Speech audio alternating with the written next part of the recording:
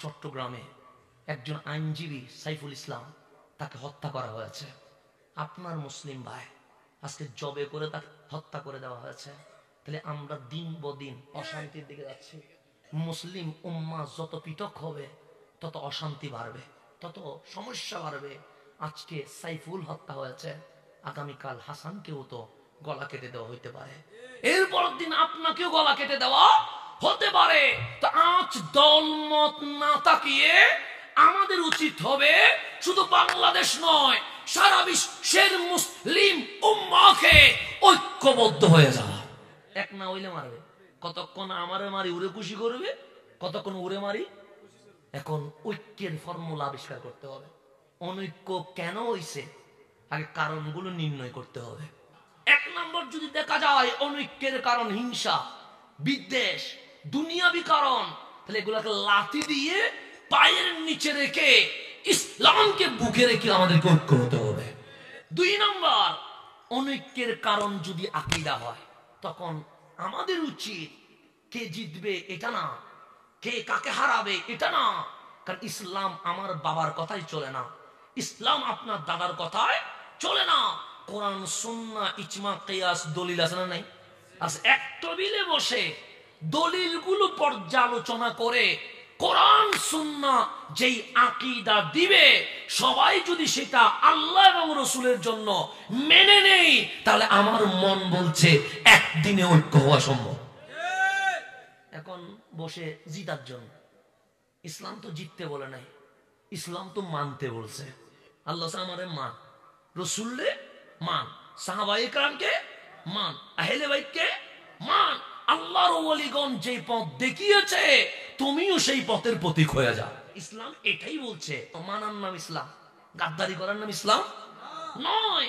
আজ আমার বাংলার জমিনে 90% মুসলমানের দেশে, শাহজালাল শাহপরানের দেশে, 360 বারে আউলিয়ার দেশে, যেই জমিনকে ইসলামের জমিন বলা হচ্ছে, যেই জমিনকে আউলিয়া কেরামের জমিন বলা হচ্ছে, যেই জমিনকে মসজিদের শহর বলা হচ্ছে, সেখানে প্রকাশ্যে মুসলমান ধরে জবে করে দেওয়া হচ্ছে।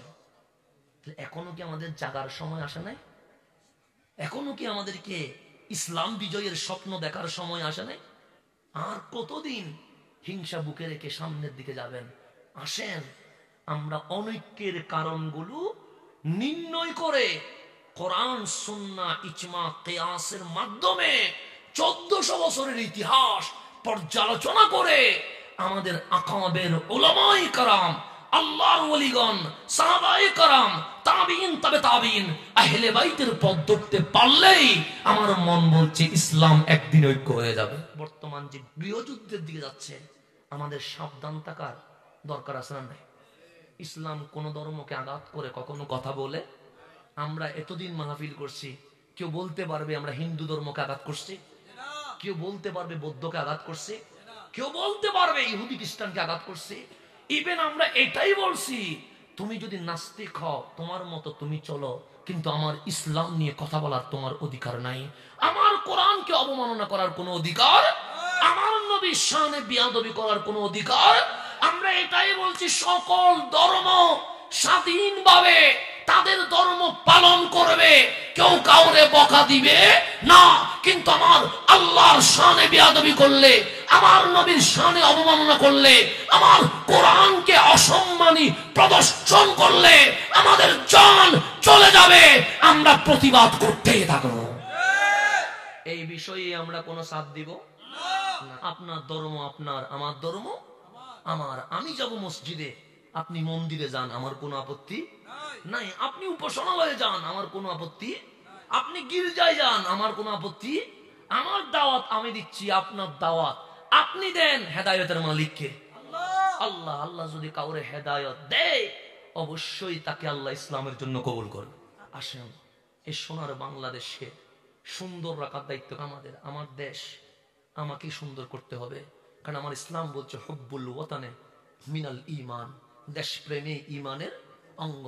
আপনার দল যেটা হবে হোক, আপনার দল নিয়ে আপনি থাকেন, কিন্তু দিন শেষে আমরা একই সমাজের মানুষ, দিন শেষে আমরাই তো বাংলাদেশের নাগরিক। সুতরাং আমার দেশের ক্ষতি হোক এটা কখনো আমরা চাইবো না। আসেন আমরা সবাই মিলেমিশে একসাথে এগিয়ে যায়, সমাধান হবে।